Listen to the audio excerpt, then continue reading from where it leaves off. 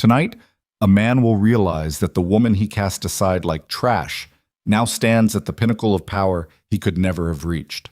Kael Mercer, who divorced his wife because he believed she was holding him back, is about to walk into the room and discover the harsh truth.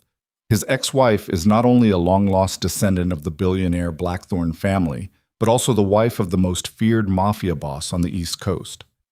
This is a story about the price of ambition, the fall of arrogance, and the pain of realizing you've lost it all too soon. Watch until the end, and comment where you're watching to let me know how far this story has progressed. Now, let's begin. Rain hammered Manhattan like bullets against armor, each drop exploding on concrete and steel as Kael Mercer stepped out of the black town car onto the red carpet stretching toward the Blackthorne Legacy Gala. The kind of rain that soaked through expensive fabric and ruined $2,000 shoes, but Kael didn't care. Tonight was everything. Tonight was validation. Tonight was the moment he stopped being the poor kid from Newark who clawed his way into boardrooms where people spoke in inherited confidence and old money whispers. He'd been preparing for this night for 3 years. Beside him, Vivienne Laurent emerged from the car in a silver gown that caught every camera flash like shattered glass. She moved with the calculated grace of someone who'd been born into wealth and trained to weaponize beauty. Her hand rested on his arm, not affectionately, but proprietarily, like a flag planted on conquered territory. "Smile," she murmured through perfect teeth. "You look like you're about to murder someone." "I'm focused." "You're sweating." He was. Despite the cold rain, despite the November chill cutting through his tuxedo, Kael could feel moisture gathering at his temples, sliding down his spine. Fear and anticipation mixing into something that tasted like copper on his tongue. The photographers shouted his name, not because they knew who he was, not yet, but because Vivienne Laurent photographed well, and anyone standing next to her became temporarily worth documenting. Kael forced his expression into something resembling confidence and guided her toward the entrance, past the velvet ropes and security personnel wearing earpieces and dead eyes. The Blackthorne estate rose before them like a monument to American aristocracy. Marble columns, gold fixtures, windows so tall they seemed designed to make anyone standing beneath them feel appropriately small. This wasn't just wealth. This was legacy, the kind of power that got passed down through bloodlines and trust funds that had been accumulating interest since before the Civil War. Kael had been chasing this world his entire adult life. Inside, the entrance hall opened into a space that could have swallowed his childhood apartment 10 times over. Crystal chandeliers hung like frozen explosions of light. A string quartet played something classical and mournful in the corner.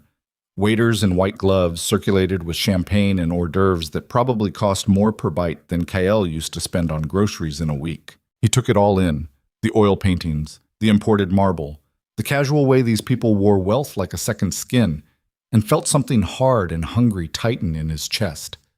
This should be mine. This will be mine. Champagne? Vivienne plucked 2 glasses from a passing tray without waiting for an answer. She handed him one, her eyes already scanning the room, cataloging who was here, who mattered, who was worth approaching. She operated like a predator in designer clothing. It was one of the things Kael had initially found attractive about her.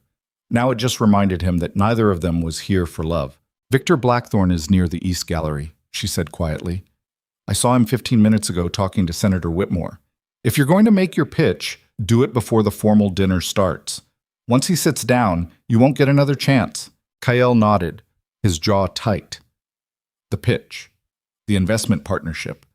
The reason he'd spent the last 2 years positioning himself, networking, burning through capital and connections to get into rooms with people who could make or break empires with a signature. Victor Blackthorne was the patriarch, the king, the man whose approval could transform Kael from a scrappy hedge fund manager into a legitimate player in the world of high finance. And tonight, Victor had agreed to a private meeting. "Stay visible," Kael told Vivienne. "Make sure people see you talking to the right names. We need social proof." She smiled, a cold, precise expression that didn't reach her eyes. "I know how to work a room, darling. Try not to fuck this up." Then she was gone, gliding toward a cluster of older women dripping in jewelry and judgment. Kael drained his champagne in one swallow and moved deeper into the gala, past conversations about summer homes in the Hamptons and winter escapes to Aspen, past people who'd never worked a real day in their lives discussing market fluctuations like abstract art. He recognized faces from Forbes covers, from financial news segments, from the kinds of parties he used to watch from the outside. Now, he was inside, and he was drowning. The East Gallery was smaller, more intimate, walls lined with what were probably priceless paintings Kael couldn't name. Victor Blackthorne stood near a window overlooking the gardens, his profile sharp against the rain-streaked glass. Late 60s, silver hair, a posture that suggested he'd never doubted his place in the world for a single second. Kael approached, his heart hammering against his ribs. "Mr. Blackthorne."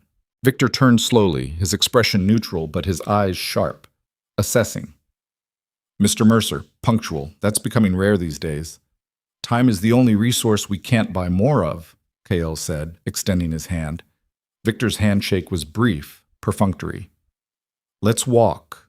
They moved through the gallery, past Renaissance-era portraits and landscapes that probably cost more than most people's houses.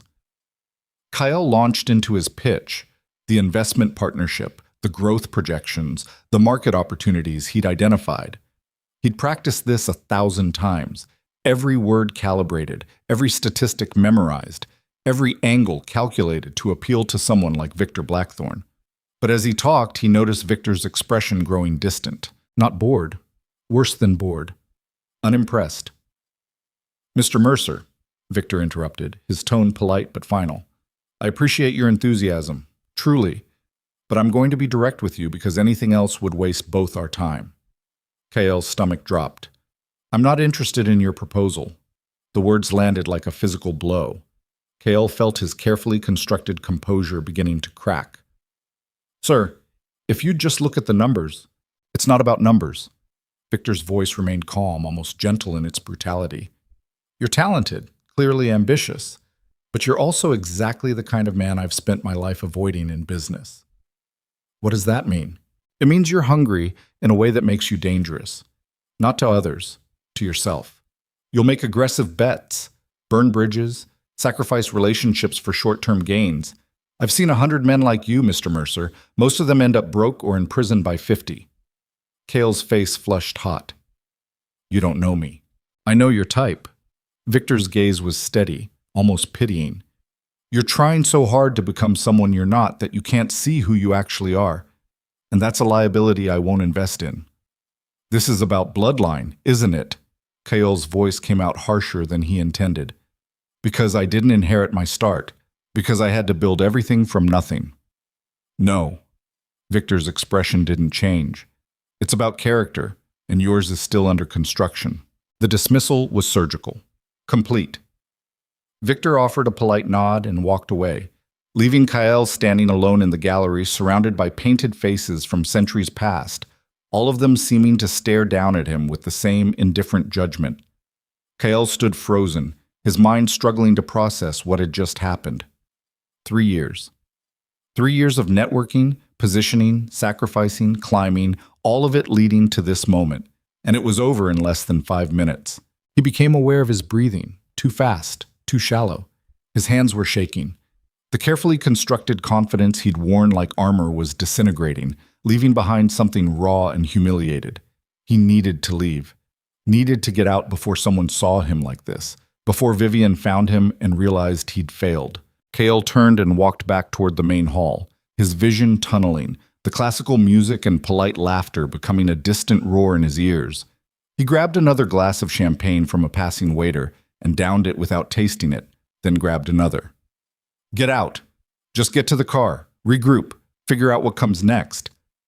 But as he pushed through the crowd toward the exit, the room suddenly shifted. Conversations quieted. Heads turned. The string quartet transitioned into something slower, more dramatic. Kael looked up. At the top of the grand staircase, a woman was descending. She moved like gravity had different rules for her, slow, deliberate, commanding attention without demanding it. Black velvet gown that seemed to absorb light rather than reflect it. Dark hair swept back to expose a face Kael recognized with the kind of shock that stops time. Serafina, his ex-wife. The woman he'd divorced 8 months ago because she'd been holding him back from his ambitions. The quiet bookstore clerk who'd never understood why his career mattered more than their marriage. The person he'd convinced himself was too small for the life he was trying to build. But this wasn't that woman. This woman moved through the room like she owned it, like every person here existed in her orbit. Her expression was composed, unreadable, the face of someone who'd learned to wear power like a second skin. And beside her, moving with the predatory confidence of a jungle cat in formal wear, was a man Kael recognized from news reports and whispered rumors. Roman Volkov. The name alone carried weight in New York. Mafia sovereign, they called him. The kind of man who controlled territories and industries through a combination of legitimate business and operations that happened in shadows where cameras didn't reach. He was rumored to be connected to politicians, judges, police commissioners. The kind of power that didn't show up on Forbes lists because it operated outside any system designed to measure it. And he was walking beside Serafina like she belonged to him. Kael felt something cold and sharp slide between his ribs. No. This didn't make sense. Serafina was nobody. A girl who'd worked in a bookstore in Brooklyn, who'd read novels and drank cheap wine, and never seemed to want anything more than a quiet life. She'd been the opposite of ambition, the opposite of power. What the fuck was happening? The crowd parted as Serafina and Roman reached the bottom of the stairs. People approached them with the kind of deference usually reserved for heads of state. Handshakes, air kisses, careful, respectful distance. Then Victor Blackthorne stepped forward and embraced Serafina like family. Kael's drink slipped from his fingers, champagne and shattered glass exploding at his feet. A few people nearby turned to look, then quickly looked away, dismissing him as just another clumsy guest. But Kael couldn't move, couldn't breathe. Victor raised his hand, and the room fell silent. "Thank you all for being here tonight," Victor's voice carried across the hall with practiced authority. "Most of you know this gala celebrates the Blackthorne legacy. What you don't know is that tonight marks a very special reunion." He placed his hand on Serafina's shoulder. 28 years ago, my daughter and her husband died in a car accident. I thought I'd lost everything. But recently, through the work of some very dedicated investigators, I discovered that their daughter survived. She was raised by a foster family who never knew her true identity. Kael felt the floor tilting beneath him. "Ladies and gentlemen, I'd like to introduce you to my granddaughter, Seraphina Blackthorne." The room erupted in polite applause and shocked murmurs. And then Victor added, almost as an afterthought, "And her husband, Roman Volkov." The words detonated in Kael's skull like a grenade. Husband. He stared at Serafina across the room, trying to reconcile the woman he'd known, the quiet, unambitious girl who'd cried when he'd asked for the divorce, with this creature standing in the center of power wearing it like birthright. Her eyes swept across the crowd and found his. For one moment, they locked gazes. She didn't smile, didn't frown. Her expression remained perfectly neutral, as if she was looking at a stranger she vaguely recognized but couldn't quite place. Then her attention moved on, dismissing him, erasing him, like he'd never existed at all. Kael felt something break inside his chest, not his heart, because this wasn't heartbreak. This was something worse. This was the destruction of his entire understanding of reality.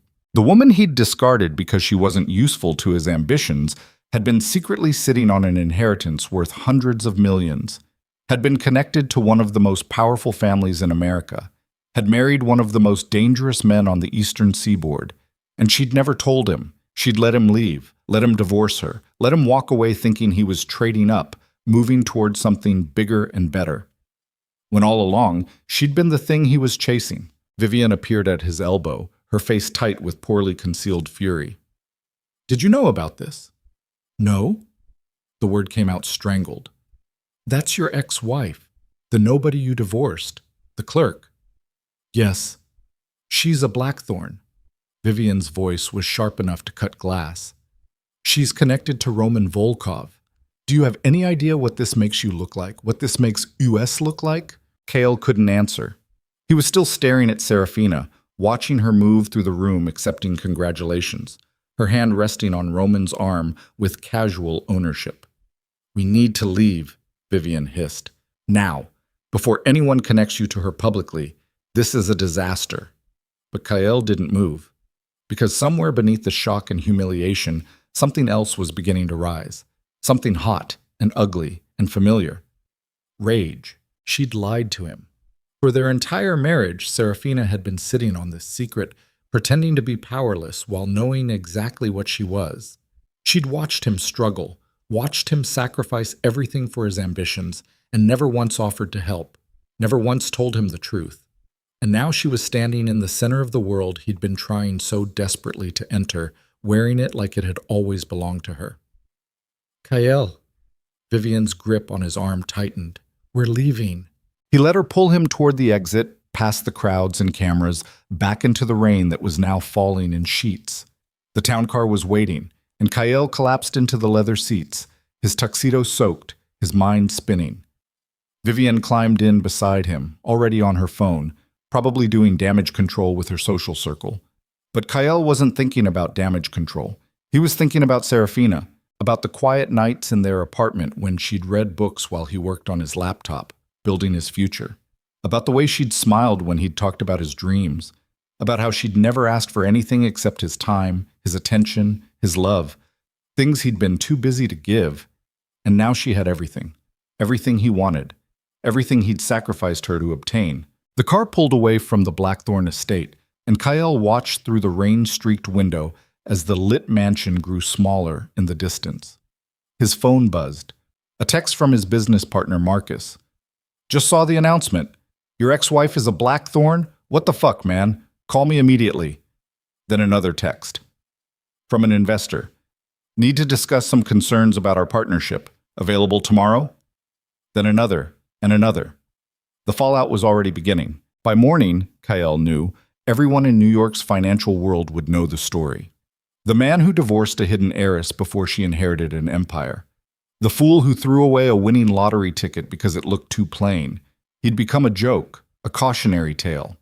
The embodiment of ambition destroying itself. Vivian finally looked up from her phone.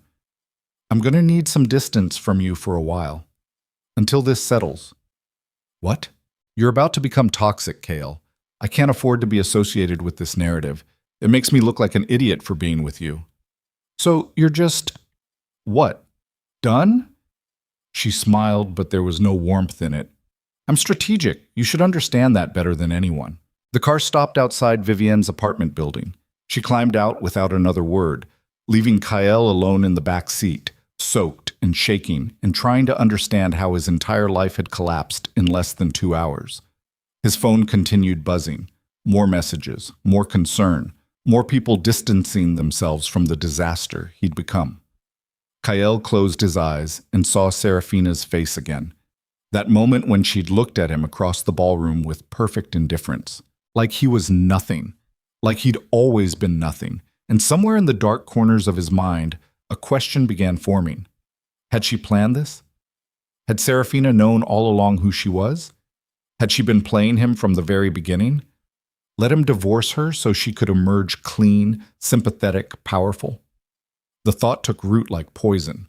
Because if that was true, if she'd manipulated him, used him, discarded him, then this wasn't just humiliation. This was war, and Kael Mercer had never walked away from a fight in his life. The car pulled up to his apartment building in Midtown. Kael climbed out into the rain, tilted his face toward the sky, and let the water wash over him until he couldn't tell the difference between rain and the tears of rage gathering in his eyes. Tomorrow, he decided, he would start looking for answers. He would find out exactly when Serafina had discovered her identity.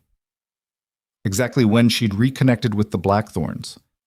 Exactly how long she'd been lying to him. And then he would decide what to do with that information. Behind him, the Manhattan skyline blazed with light despite the storm, indifferent to his pain, indifferent to his fury, indifferent to the fact that somewhere in one of those towers, the woman he'd thrown away was probably celebrating her victory. Kael walked inside, his expensive shoes squelching against marble floors, and knew with absolute certainty that his life had just divided into before and after. Before the Gala, when he'd believed he was climbing toward power. After the Gala, when he'd discovered that power had been sleeping beside him all along, and he'd been too blind to see it. The elevator doors closed, and Kael stared at his reflection in the polished metal. Soaked, disheveled, destroyed, but not defeated. Not yet. Because if Serafina thought she could erase him with a single dismissive glance, she was about to learn something important about the man she'd married and discarded. Kael Mercer didn't know how to accept loss. He only knew how to burn everything down until someone declared him the winner. And if he was going down, he'd make damn sure she went down with him. Kael didn't sleep. He sat in his apartment as dawn broke over Manhattan, still wearing the damp tuxedo from the night before, staring at his laptop screen with eyes that burned from exhaustion and rage. Coffee had gone cold in the cup beside him 3 hours ago. His phone lay face down on the desk, silenced after the 100th message had come through. The internet had already made him famous. Not the kind of famous he'd been chasing, the other kind. Financial blogs had picked up the story by 3 in the morning. Hedge fund manager divorces wife. Months before she inherits Blackthorne fortune.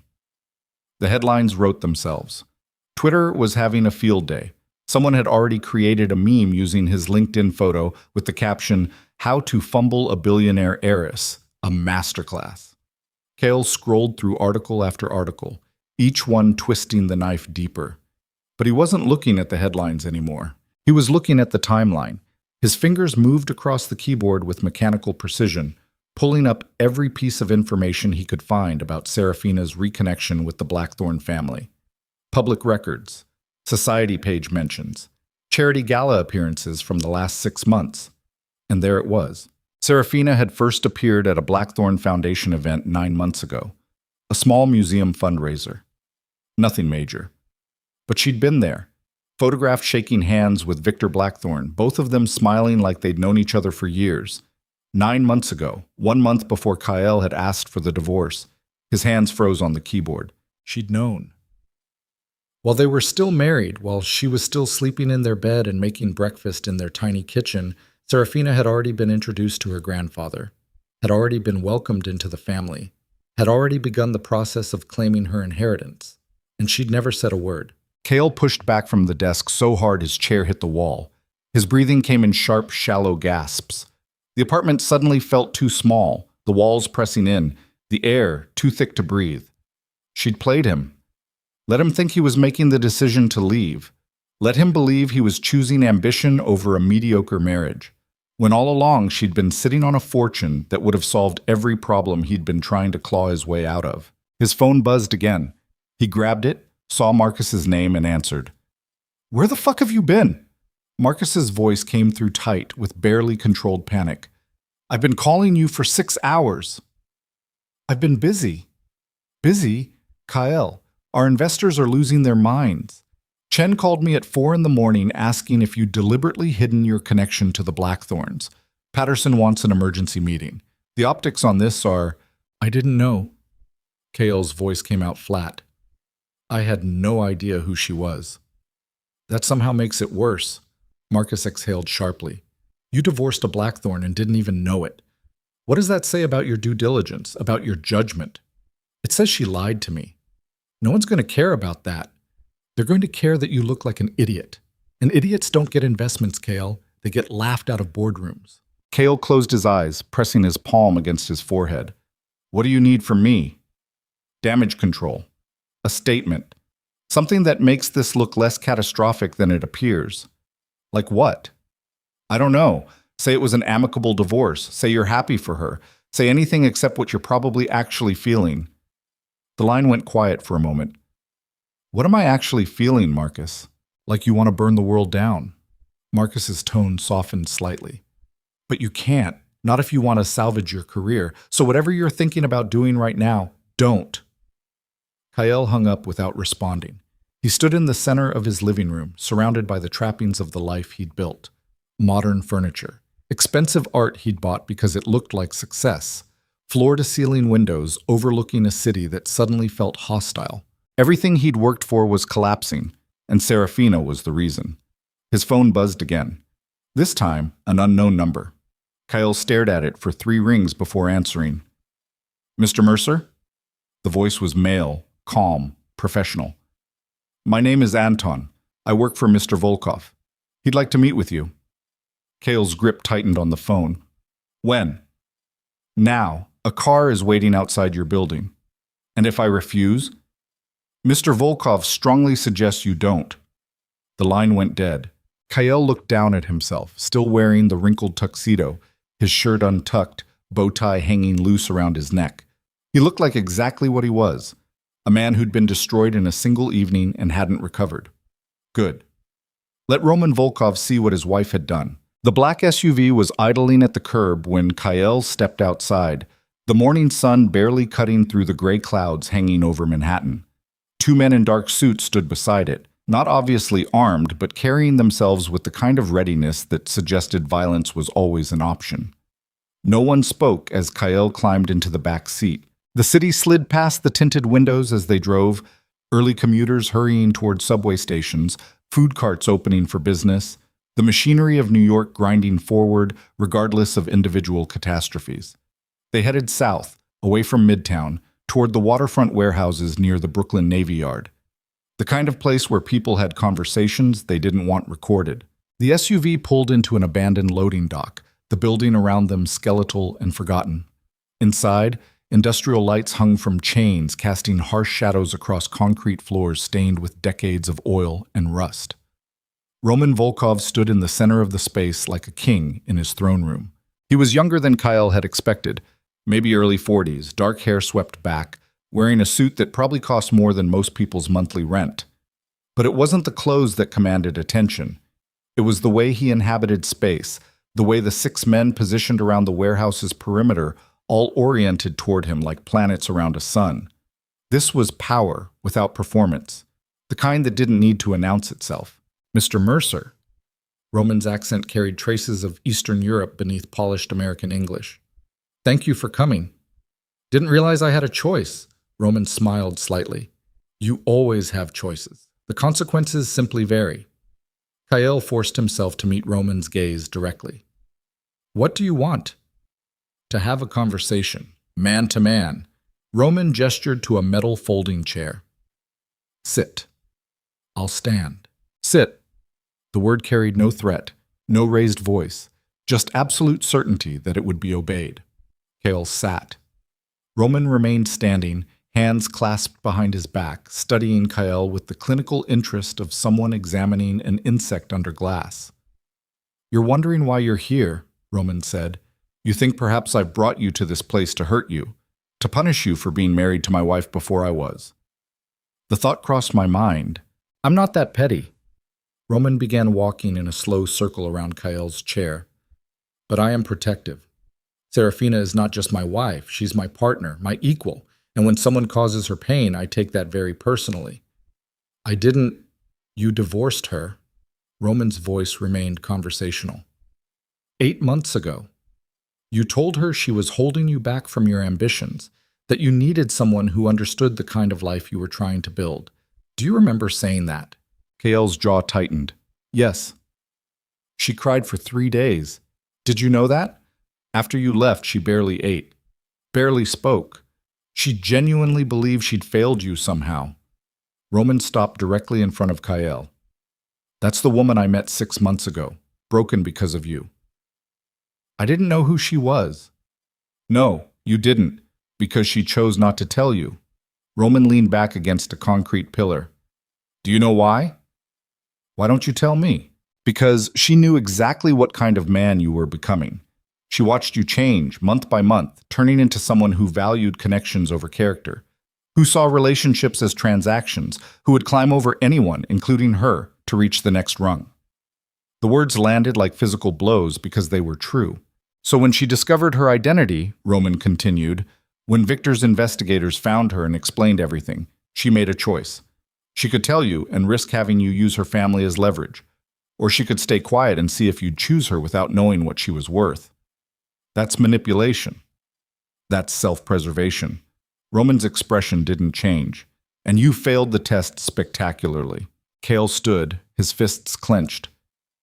So what now? You brought me here to rub it in? To make sure I know how badly I fucked up?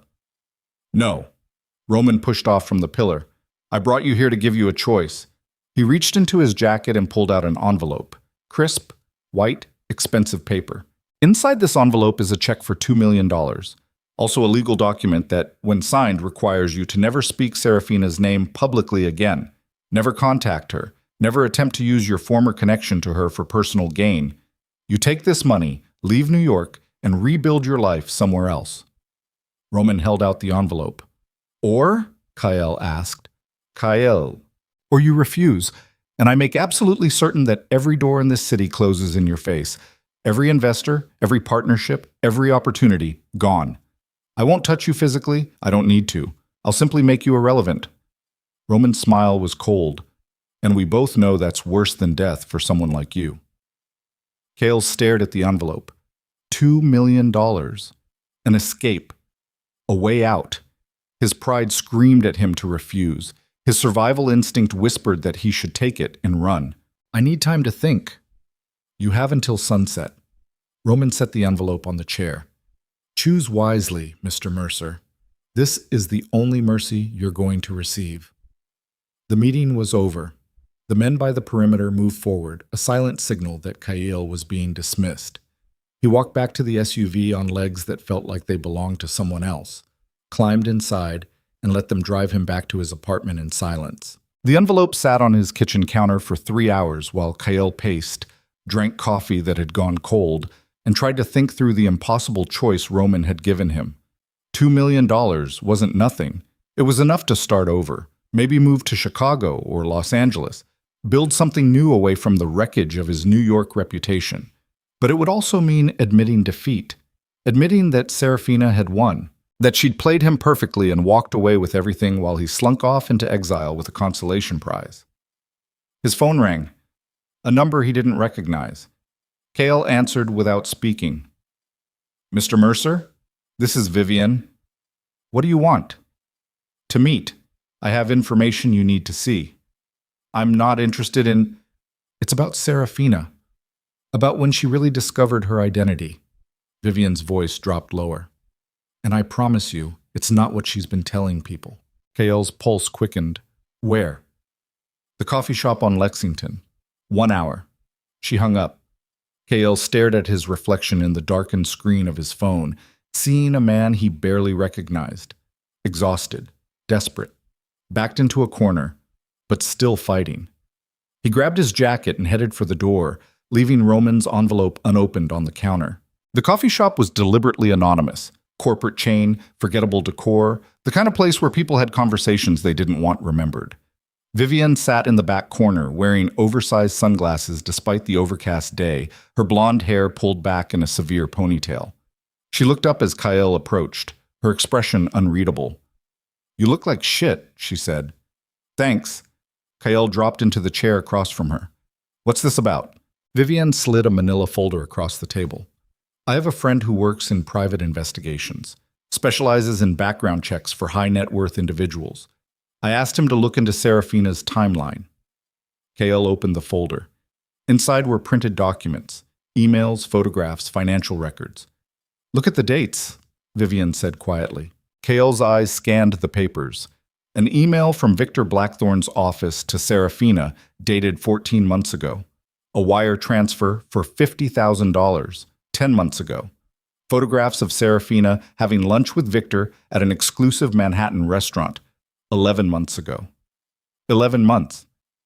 They'd still been married 11 months ago. She's been lying, Vivian said. About when she reconnected with the family. About how long she's known.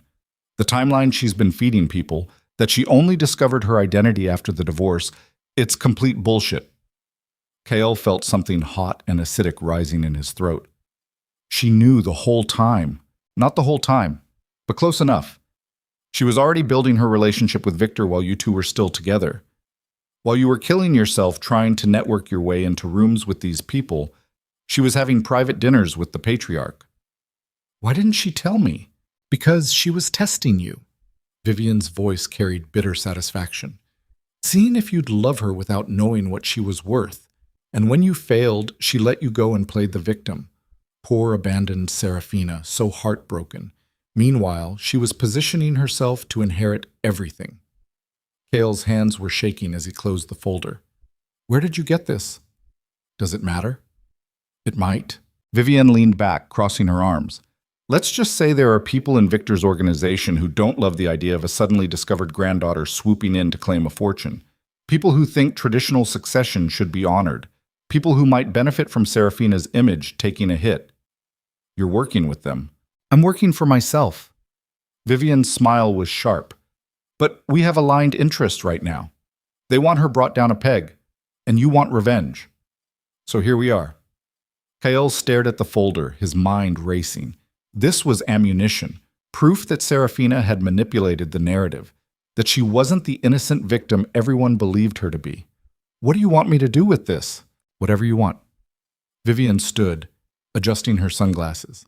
But if I were you, I'd make sure people know the truth. That the poor discarded wife story is a carefully constructed lie. That she played you and is playing everyone else. She walked away, leaving Kael alone with the folder and a choice that suddenly felt much clearer. He could take Roman's money and disappear. Or he could fight back. Show the world who Seraphina really was beneath the designer gowns and inherited power. Destroy the sympathetic narrative she'd built. Make sure everyone knew she was just as calculating and ruthless as any other person scrambling for power in this city. Kael pulled out his phone and began scrolling through his contacts. He still had connections. Financial journalists who owed him favors. Bloggers who would kill for an exclusive angle on the Blackthorne story. Social media influencers who specialized in exposing the hypocrisy of the wealthy elite. One phone call could start an avalanche. One leaked document could crack the foundation of Serafina's carefully constructed image. His finger hovered over the first contact. Marcus's voice echoed in his head. Whatever you're thinking about doing, don't. Roman's voice, choose wisely. This is the only mercy you're going to receive. And beneath both of those, a quieter voice. The part of him that remembered Serafina as she'd been in their early days together, laughing in their apartment, reading poetry aloud while he worked, looking at him like he was enough, exactly as he was. That woman had loved him. This woman, the one in the documents, having secret meetings with billionaires while pretending to be powerless. That woman had used him. Kael made the call. Hey, it's Kael Mercer. Yeah, I know what time it is. Listen, I've got a story for you about the Blackthorne heiress. And trust me, it's not what anyone thinks. The journalist on the other end practically salivated through the phone. I'm listening. Not over the phone. Meet me in an hour. I'll bring documents. Kael hung up and made 3 more calls, each conversation brief, each one setting a chain reaction in motion. By tomorrow morning, the narrative would shift. Serafina wouldn't be the tragic figure who'd been abandoned. She'd be the calculating manipulator who'd orchestrated her own victimhood. And Kael would be the man who'd exposed her. He stood, tucking the folder under his arm, and walked out of the coffee shop into the gray afternoon light. Rain was threatening again, the sky heavy with unshed water. His phone buzzed. A text from an unknown number. I'm hearing you're making some calls. Stop. Then another. This is your final warning. Kael deleted both messages and kept walking. He'd chosen his path. Now there was no turning back. That night, Kael met with 4 different media contacts, each time spreading pieces of the story like poison through a water system. He was careful, strategic. He didn't present himself as vindictive, just as someone who wanted the truth to be known. She knew about her inheritance before we divorced, he told them, his voice heavy with manufactured hurt. She let me think I was making the choice to leave, but she'd already been meeting with her grandfather for months. Already had access to wealth that would have solved every problem we were facing, and she said nothing. The journalists ate it up. By 2 a.m, the first articles started appearing online, carefully worded, suggesting rather than accusing, but damaging nonetheless. Questions arise about Blackthorne heiress timeline. Sources say Seraphina Vale knew about identity before divorce. Was the Blackthorne reunion more calculated than we thought? Kael sat in his apartment watching the stories multiply, feeling something dark and satisfying coil in his chest. This was power. Not the power of money or connections. The power of narrative destruction. His phone rang at 3:15 in the morning. He didn't recognize the number, but he answered anyway. Mr. Mercer. Roman's voice was perfectly calm. Too calm. I'm disappointed. Are you? I offered you a clean exit, a chance to walk away with dignity and resources to rebuild. You chose war instead. She lied to everyone. I'm just making sure people know the truth. The truth? Roman's laugh was soft and humorless. You have no idea what truth is. You have fragments of information you've arranged into a story that makes you feel better about your own failures. Those documents are real. The documents are real. Your interpretation of them is fantasy. But that doesn't matter anymore. You've made your choice. So what now? You're going to threaten me again? No.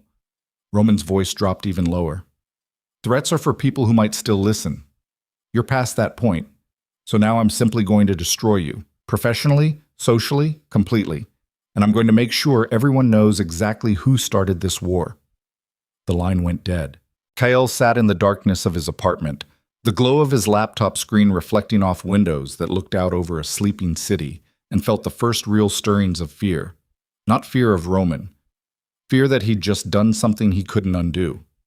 His phone buzzed with another message. This one from Marcus. What the fuck did you do? Call me now! Then another from an investor. Pulling out of the deal effective immediately. Don't contact me again. Then another, and another.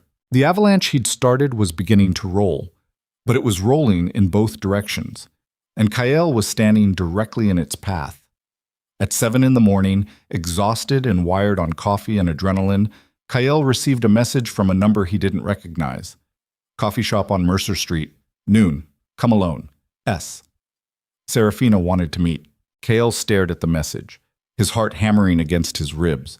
Part of him wanted to refuse, to hide behind his leaked documents and media contacts and pretend he was winning this war. But another part, maybe the part that still remembered what it felt like to love her, needed to see her face, needed to hear her deny the accusations directly, needed to know if there was any truth left between them at all. He typed back, I'll be there. The coffee shop was small, tucked into a quiet Tribeca side street where tourists rarely ventured.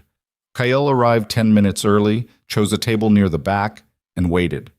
Serafina walked in at exactly noon. She wore simple clothes, jeans, a black sweater, minimal makeup.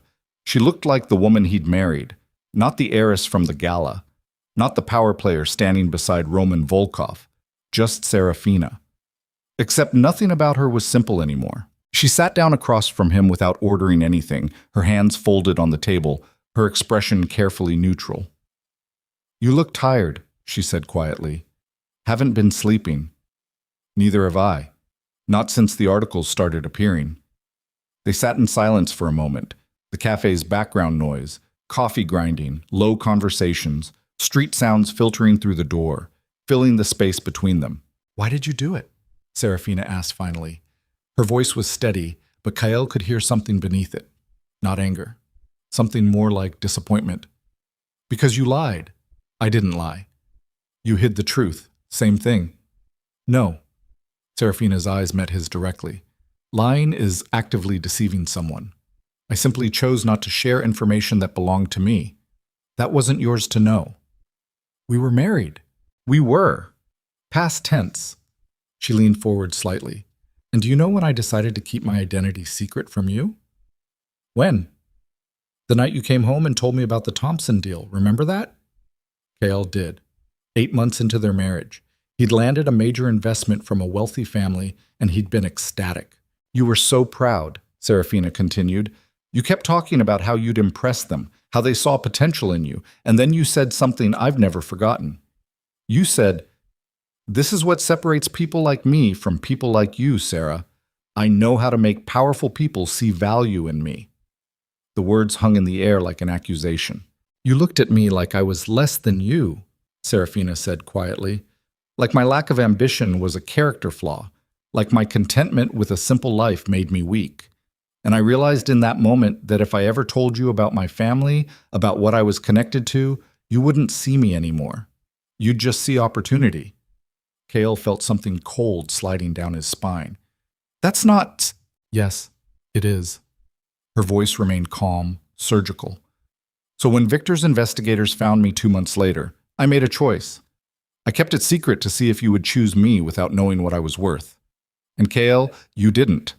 The moment you thought I was holding you back, you left. You proved exactly what I'd suspected. You manipulated me. I gave you a choice. You made it.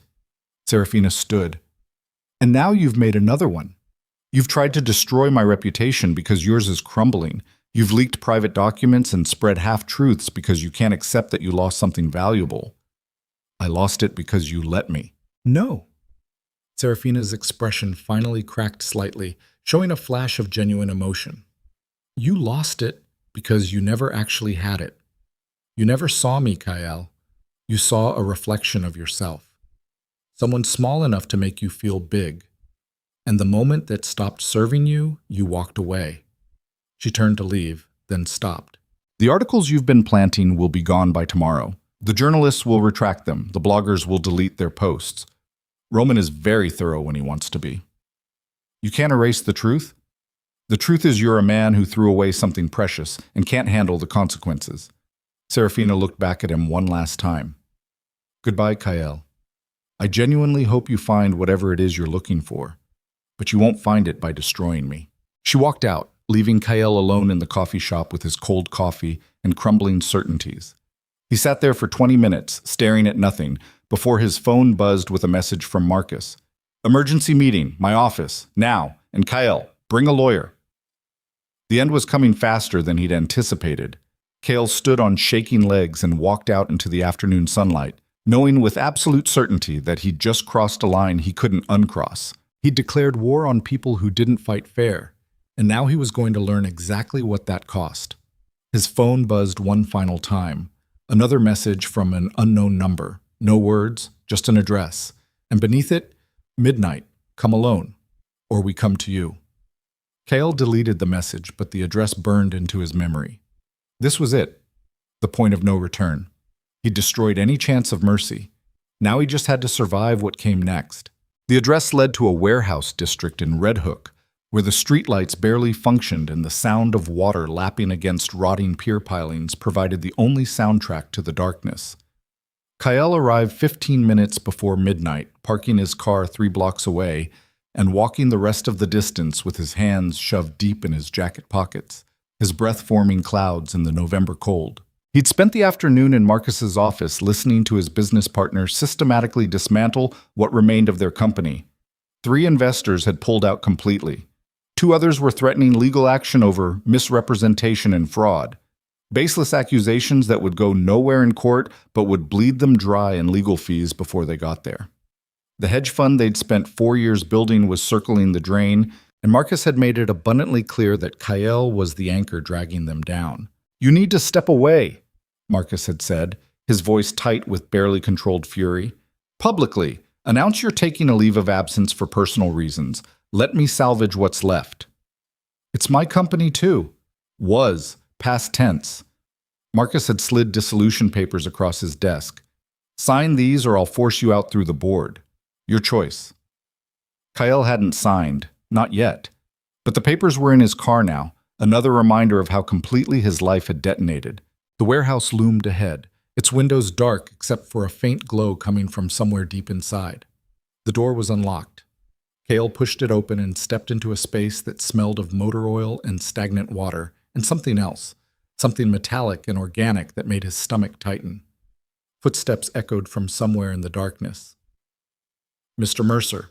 Roman's voice came from everywhere and nowhere. Punctual, I appreciate that. Lights flickered on. Not the overhead fluorescents, but portable work lights positioned around the warehouse's center, creating an island of harsh illumination in an ocean of shadow. Roman stood in the middle of that island, still wearing a suit despite the hour, looking like he'd just stepped out of a board meeting rather than summoning someone to an abandoned building at midnight. 5 men stood positioned around the perimeter, armed, alert, professional. Kael's mouth went dry, but he forced himself to walk forward until he stood just outside the circle of light. You wanted to see me. I wanted to give you one final opportunity. Roman's expression remained neutral. To make this right. By right, you mean backing down, admitting I was wrong, letting you control the narrative. By right, I mean stopping before you destroy yourself completely. Roman gestured to one of his men, who stepped forward holding a tablet. Do you know what's going to happen tomorrow morning at 9 a.m.? Kael said nothing. The Securities and Exchange Commission is going to open an investigation into your hedge fund. Anonymous tips about insider trading, market manipulation, fraudulent investment practices. Roman took the tablet and held it up, showing a document Kael couldn't quite read from this distance. All completely fabricated, of course, but detailed enough to be taken seriously. Detailed enough to freeze your assets while they investigate. You can't I already have. Roman set the tablet down. Your bank accounts will be locked by noon. Your investment accounts by 2 p.m. Your credit cards will stop working by dinner time. And every piece of evidence that might exonerate you will mysteriously vanish or become corrupted during the investigation process. The warehouse suddenly felt smaller, the air thicker. Kael struggled to keep his breathing steady. That's not all, Roman continued, his tone conversational, almost friendly. Your apartment lease? The owner has decided not to renew. Apparently there's been noise complaints, disruption to other tenants. You'll need to vacate by the end of the month. Your car lease? Also terminated. Your gym membership, your country club access, your professional organization memberships, all revoked for various administrative reasons. This is insane. This is power. Roman's voice hardened slightly. Real power. Not the kind you've been chasing, the performative networking and status climbing. I'm talking about the power to unmake someone's entire existence with a few phone calls, to turn them into a ghost while they're still breathing. Kael felt his legs weakening but refused to show it. So what? You're going to erase me? Make me disappear? No, I'm going to give you a choice. Roman nodded to another one of his men, who stepped forward with a briefcase. In here is $5 million. Cash. Untraceable. Also a new identity, passport, driver's license, social security number, complete background documentation. You take this, get on a plane tonight, and start over somewhere far from here. Australia, Southeast Asia, South America, somewhere where the name Kael Mercer means nothing. The briefcase sat on the concrete floor between them like a landmine. Or, Kael's voice came out rougher than intended, or you refuse. And tomorrow morning when the SEC raids your office, they'll also find evidence of other crimes. More serious crimes. The kind that come with federal prison sentences. Roman's expression remained perfectly calm. I'm giving you an escape. The only one you're going to get. Take it, or spend the next decade fighting charges that will bankrupt and break you even if you somehow manage to beat them. Kael stared at the briefcase. $5 million. A new life. Freedom from the wreckage he'd created. All he had to do was admit defeat. Admit that Serafina had won. That Roman had won. That he'd been completely and utterly destroyed by people who operated on a level he couldn't even comprehend. I need proof, Kael heard himself say. That what you're saying is real. That this isn't just a bluff. Roman smiled slightly, not with pleasure, but with something like respect for the audacity. He pulled out his phone, tapped the screen a few times, then held it up. Kael's own face stared back at him from what looked like an official SEC document. Subject: Kael Mercer. Investigation into securities fraud, insider trading, and investment scheme violations. Priority: high. Status: active investigation commencing 9 a.m. Eastern Standard Time. The date stamp read, tomorrow. Roman lowered the phone. This is happening. The only question is whether you're here when it does. Kael's mind raced through possibilities, options, escape routes. He could call a lawyer, could try to get ahead of the investigation, could... Who was he kidding? Roman had already thought of everything, had already closed every door. This wasn't a negotiation. This was an execution with a single escape hatch. Why? The word came out before Kael could stop it. Why go to all this trouble? Why not just kill me and be done with it?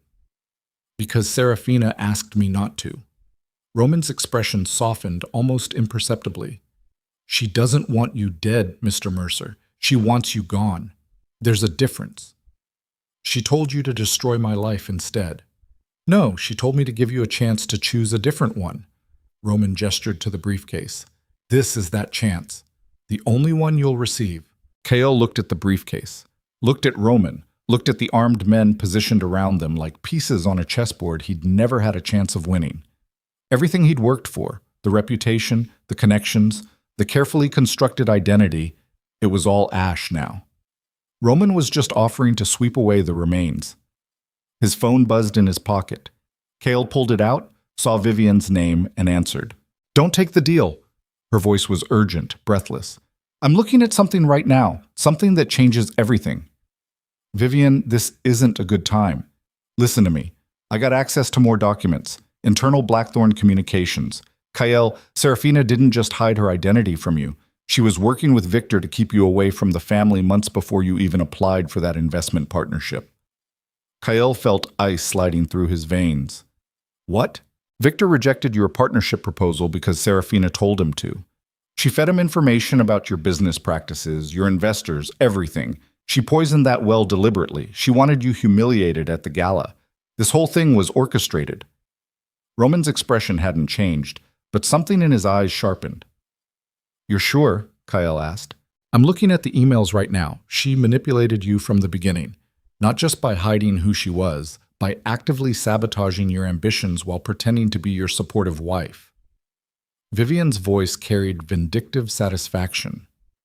"You were right to fight back. She deserves everything that's coming." Kael lowered the phone slowly, his mind reeling. If what Vivian was saying was true, if Serafina had actively worked against him, had deliberately engineered his failure at the gala, then this wasn't just about hiding her identity. This was about revenge, about punishing him for wanting more than she could offer. "That call was illuminating," Roman said quietly. "May I ask who that was?" "Someone who actually tells me the truth." Kael's voice came out harder now. "Unlike your wife." "And what truth is that?" "That Serafina didn't just hide who she was. She sabotaged me, deliberately. She told Victor to reject my partnership proposal. She wanted me humiliated." For the first time, Roman's carefully controlled expression cracked slightly, not with surprise, with something closer to disappointment. "Mr. Mercer, who do you think gave Vivian those documents?" The warehouse tilted sideways. Kael felt his knees actually buckle slightly before he caught himself. "What?" "Vivian Laurent has been working for me for the past 3 days. Every document she's shown you, every piece of information. I gave it to her to give to you." Roman's voice remained calm, almost gentle. "Because I needed to know what kind of man you really were, whether you would take responsibility for your failures or look for someone else to blame." "You're lying." "Am I?" Roman pulled out his phone again, tapped something, and held it up. A text message exchange. Vivian's number. Messages from this morning. "He took the bait. Believes S sabotaged the gala." And Roman's response, "Good. Let's see what he does with that information." Kael couldn't breathe, couldn't think. The concrete floor felt unstable beneath his feet. "The emails Vivian showed you, forgeries, very good ones, I'll admit. We have talented people." Roman pocketed his phone.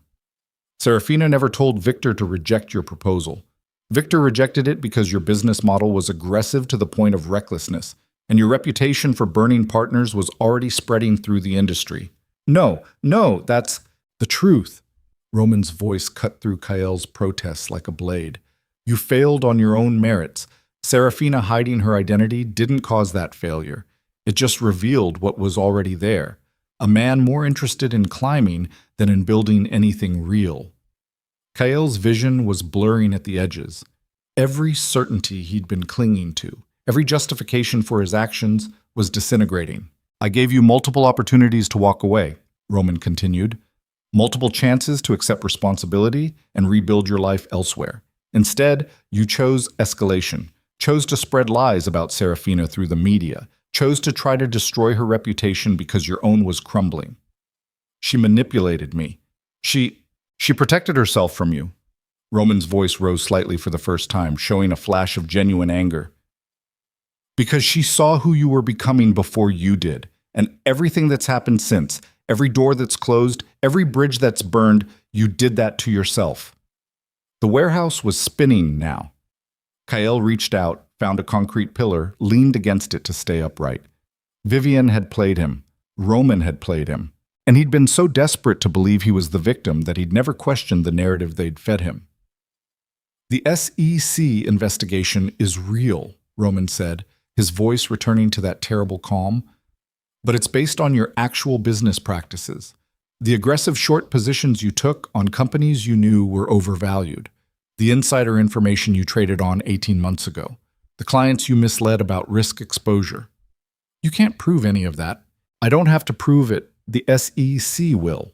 They're very thorough when they have reason to look closely. Roman gestured to the briefcase again. So here we are. Back to the original choice. Take the money and disappear. Or stay and face what you've actually done. Kael slid down the pillar until he was sitting on the cold concrete, his head in his hands. Everything had fallen apart so quickly, so completely. And only now, only here in this warehouse with Roman Volkov standing over him like a judge delivering sentence, did Kael begin to understand the magnitude of his self-deception. He'd never been the protagonist of this story. He'd been the cautionary tale. I loved her. The words came out broken, barely audible. I actually loved her. I know. Roman's voice softened again. That's the tragedy. You loved her, but you loved the idea of success more. And when you had to choose between them, you chose your ambitions. That's not villainy, that's just weakness. Kael looked up, his eyes burning. So what now? I take your money and run? Spend the rest of my life hiding under a different name? Yes? And if I refuse? If I decide to face the investigation, fight the charges, tell everyone what you've done, then you'll lose. Roman's certainty was absolute.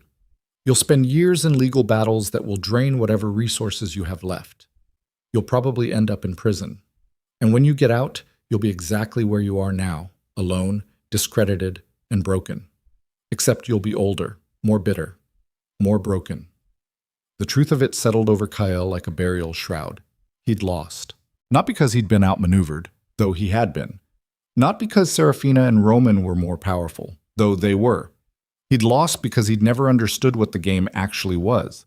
While he'd been playing checkers, moving piece by piece toward some imagined victory, they'd been playing chess at a level he couldn't even perceive. I need time. Kael's voice was hoarse. To think. You have until dawn. 6 hours. Roman nodded to his men, who began moving toward the exits. The briefcase stays here. You come back before sunrise and take it, or you don't come back at all. Either way, this conversation is over. Roman walked toward the door, then paused. For what it's worth, Mr. Mercer, I think you could have been something better than this. If you'd chosen differently at any of the dozen decision points where you had the chance. But you didn't. And now you're here. Then he was gone, his footsteps echoing away into silence, leaving Kael alone in the warehouse with nothing but the briefcase and the wreckage of his understanding of himself. Kael sat on the cold concrete for an hour before he could move. His phone was dead.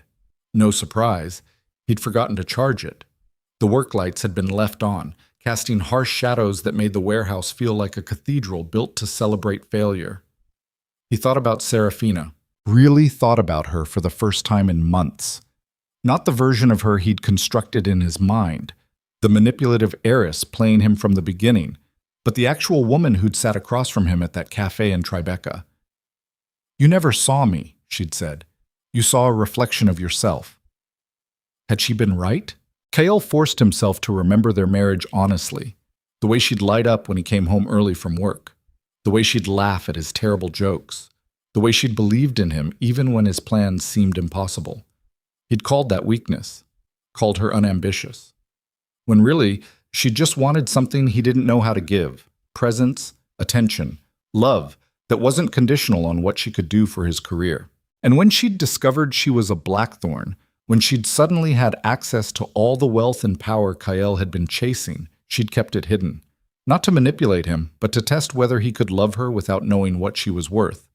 He'd failed that test spectacularly, proven exactly what she'd suspected, that he valued opportunity over connection, that his ambition was a hunger that would devour anything in its path, including her. Kael pulled himself to his feet, every muscle aching like he'd been in a physical fight. He walked over to the briefcase and stared down at it. $5 million.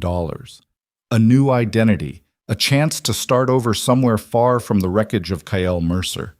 It was more mercy than he deserved, more mercy than he'd shown Serafina when he'd leaked those documents and tried to destroy her reputation to salvage his own.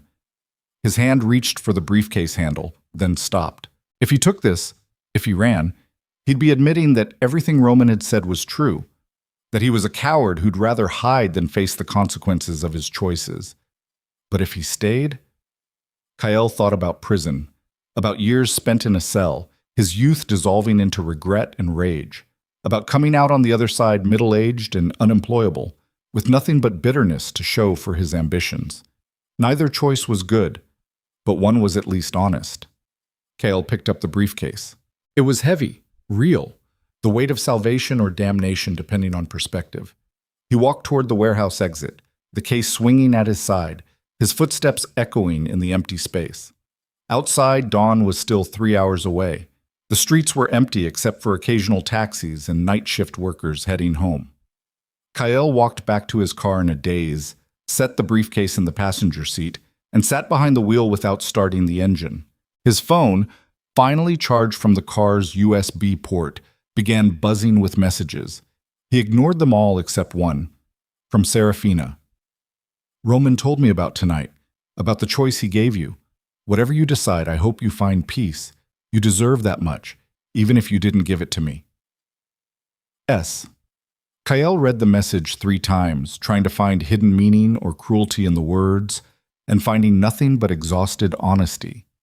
She'd moved on, not to punish him, but because staying tethered to his chaos would have destroyed her. And now she was offering him the same gift, the chance to move on, even if it meant running. Kael opened the briefcase. Cash. Neat stacks of $100 bills. A passport with his photo, but a different name, David Chen, birth certificates, credit cards. A complete identity waiting to be inhabited. $5 million could buy a lot of forgetting. Could buy a house on some beach somewhere. Could buy years of living quietly, while the noise of his New York life faded into memory. Could buy everything except the ability to look at himself in the mirror without seeing a coward. Kael closed the briefcase and started the car. He drove through Manhattan as the city began waking up. Delivery trucks making their rounds, coffee shops opening their doors, early commuters trudging toward subway stations. He drove past his apartment building, past his office, past all the landmarks of the life he'd built and destroyed. He drove until he found himself outside a 24-hour pharmacy in Queens, bought a burner phone, and made a call he'd been avoiding. This is Agent Rebecca Hollis, SEC Enforcement Division. How can I help you? My name is Kael Mercer. His voice was steady now, finally certain. I think you're about to open an investigation into my business practices. I'd like to come in voluntarily and tell you everything. There was a pause on the other end. Mr. Mercer, I'm not sure what you're referring to. You will be, by 9 o'clock this morning, but I'm coming in now before anyone else tells you what happened. I want to tell you myself. Another pause, longer this time. Come to our office. I'll meet you there in an hour. Kael hung up and sat in the pharmacy parking lot watching the sky lighten from black to gray to pale gold. He'd made his choice. Not the smart choice, not the safe choice, but maybe the only choice that would let him sleep at night. He left the briefcase in the car, walked to the subway station, and rode downtown toward the SEC offices in Lower Manhattan as the morning rush began building around him. He didn't know what would happen next, didn't know if cooperating would make things better or worse, didn't know if Roman would respect the decision or simply accelerate his destruction. But for the first time in years, Kael felt something other than the constant gnawing hunger that had driven every decision. He felt empty, hollowed out, but clean. The SEC offices were intimidating, all glass and steel and bureaucratic efficiency. Agent Hollis met him in the lobby, her expression skeptical but curious. Mr. Mercer? Yes. You said you wanted to talk before our investigation officially begins. That's an unusual approach. I'm tired of running. Kael met her eyes directly. From consequences. From responsibility. From the truth about who I've become. So I'm here to tell you everything. Every corner I cut, every rule I bent, every line I crossed thinking the ends justified the means. Agent Hollis studied him for a long moment, then nodded toward the elevators. Let's talk. They rode up in silence, and Kael watched his reflection in the polished elevator doors. A man who'd climbed so high he'd forgotten what it felt like to stand on solid ground. Now he was about to find out if there was any ground left beneath him at all, or if he'd burned it all away chasing shadows and calling them dreams. The elevator doors opened onto a floor of cubicles and conference rooms, and the machinery of justice grinding forward. Kael stepped out and followed Agent Hollis toward an interview room, knowing that whatever happened next, the man who'd stepped into that warehouse 12 hours ago was gone. And whoever walked out of this building would have to learn how to be someone completely different, someone honest, even if honesty came too late to save him. The interview room was smaller than Kael had expected.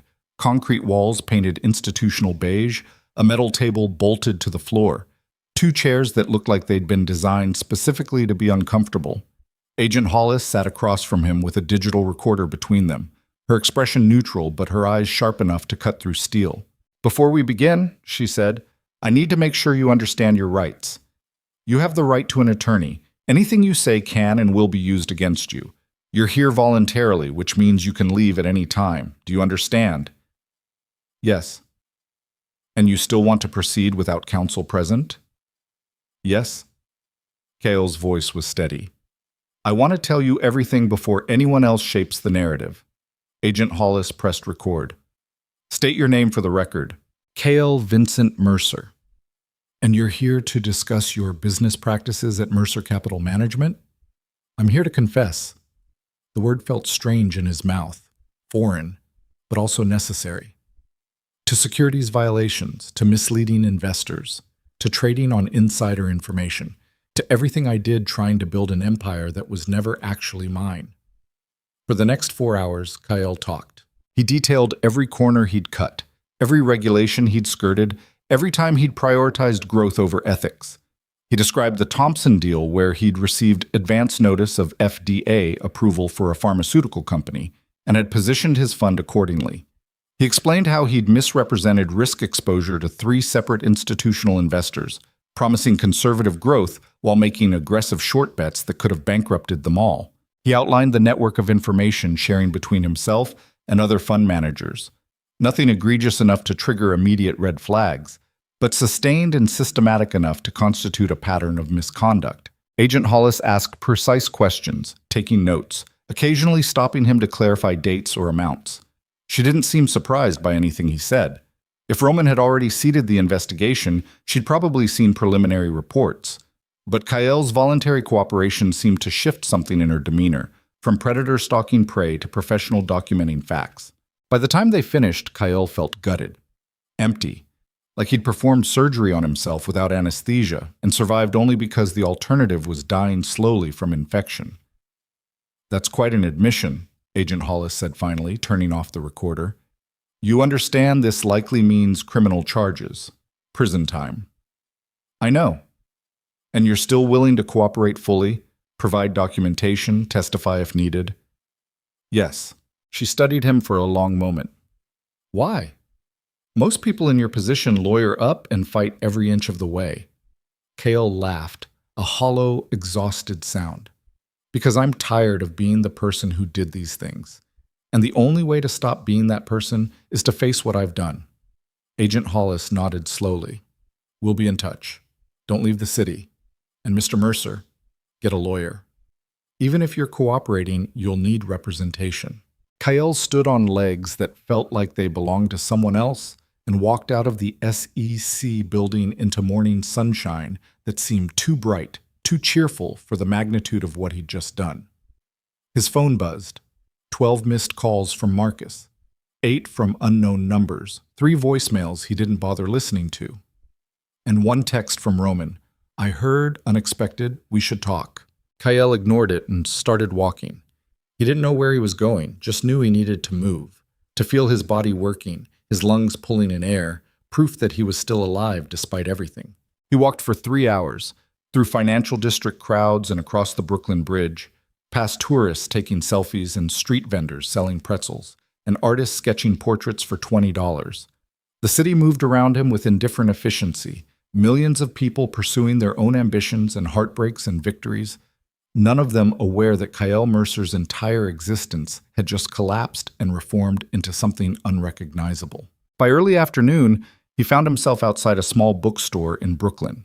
Not the one where Serafina had worked, that would have been too pathetic, but similar enough to trigger a cascade of memories. The smell of old paper and coffee, the quiet rustling of pages, The sense of time moving differently inside these walls than it did in the brutal efficiency of Manhattan finance. Kael pushed open the door.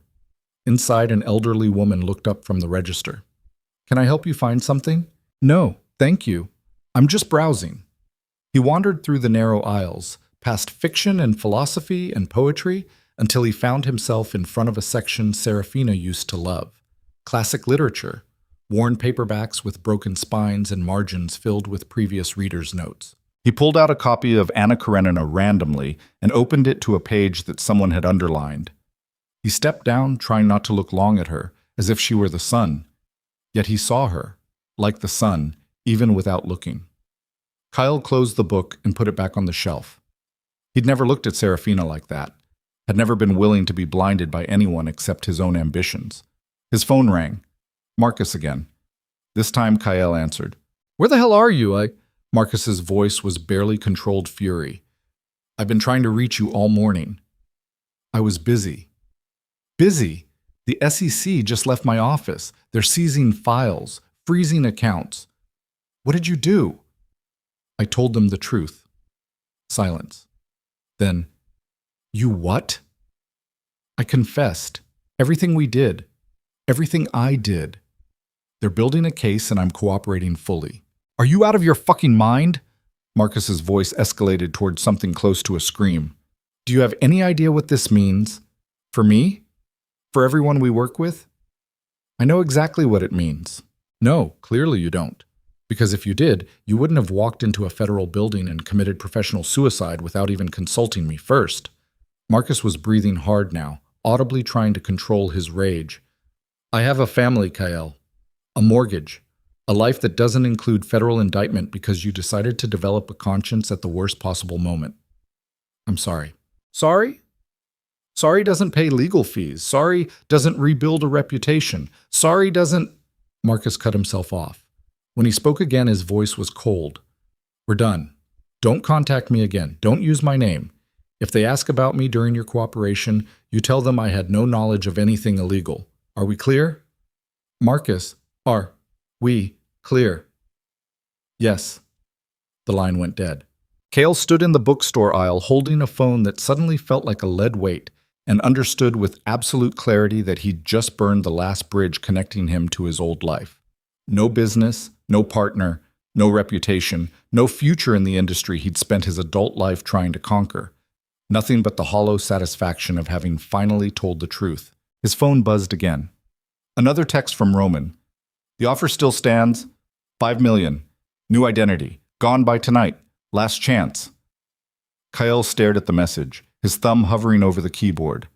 Part of him wanted to take it, wanted to run before the full weight of consequences crashed down, before the media got hold of the story, before his face was plastered across financial news sites with headlines about fraud and deception and the spectacular collapse of a wannabe titan. But he'd made his choice in that warehouse, and he was done running. Kael typed back, "No, I'm staying. Whatever happens next, I'm staying." He hit send and turned off his phone completely. The bookstore owner looked up as he headed for the door. "Find what you were looking for?" "No," Kael said, "but I think that's the point." Outside, the afternoon had turned gray with threatening rain. Kael walked back toward Manhattan, past brownstones and bodegas and playgrounds where kids screamed with the kind of joy he couldn't remember ever feeling. By the time he reached his apartment building, the first news alerts were hitting. Breaking. SEC opens investigation into Mercer Capital Management. Hedge fund manager under federal scrutiny for investment fraud. Kael Mercer faces criminal charges following voluntary confession. His phone, turned back on only to check messages, exploded with texts and calls. Journalists requesting interviews. Former colleagues expressing shock or distancing themselves or offering surprisingly genuine support. His landlord informing him that given the circumstances, perhaps it would be best if he vacated immediately. And one message from a number he didn't recognize, Penthouse, Blackthorne Tower, 8 p.m. tonight. Come alone. This is the last conversation. Serafina wanted to see him. Kael sat on his couch, the expensive leather couch he'd bought to look successful, and stared at the message until the letters blurred. This was it. The final confrontation. Not in a warehouse surrounded by armed men, not in a coffee shop with manufactured privacy, but in her territory, in the center of the empire she'd inherited and he'd been denied. He could refuse, could ignore the message and spend the evening packing his belongings and preparing for whatever came next.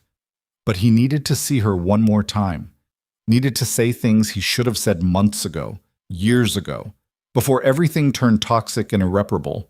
Kael showered and changed into clean clothes, jeans and a sweater, nothing performative, and took the subway to Midtown as evening settled over the city. Blackthorne Tower rose 73 stories above street level, all glass and steel and architectural intimidation, the kind of building that announced its importance with every vertical foot. Security in the lobby checked his name against a list, made a phone call, then directed him to a private elevator that required a key card to access the upper floors. The ride-up was silent and surreal. Kael watched the floor numbers climb, 50, 60, 70, and felt like he was ascending toward judgment. The elevator opened directly into a penthouse that occupied the entire 73rd floor. Floor-to-ceiling windows on all sides offered panoramic views of Manhattan spreading out in every direction like a circuit board of light and ambition. The furnishings were minimalist but clearly expensive, the kind of wealth that didn't need to announce itself because it was simply assumed. Serafina stood by the western windows, silhouetted against the sunset, wearing simple black pants and a white blouse. No jewelry, no armor, just herself. She turned as he stepped out of the elevator. "You came. You asked." They stood 20 feet apart, the space between them feeling like a chasm filled with everything they'd done to each other. "Roman's not here," Seraphina said quietly. "I asked him to give us privacy. This conversation is just between us." "Okay. I heard what you did this morning, going to the SEC voluntarily." She moved away from the windows, closer but still maintaining distance. "That surprised me. Surprised me too." "Why did you do it?" Kael exhaled slowly. "Because I was tired of being afraid, of what people would think, of losing what I'd built, of facing the truth about who I'd become." He met her eyes directly. "And because you were right, about everything, about me." Serafina's expression softened slightly but didn't break. "I didn't ask you here for an apology." "Then why?"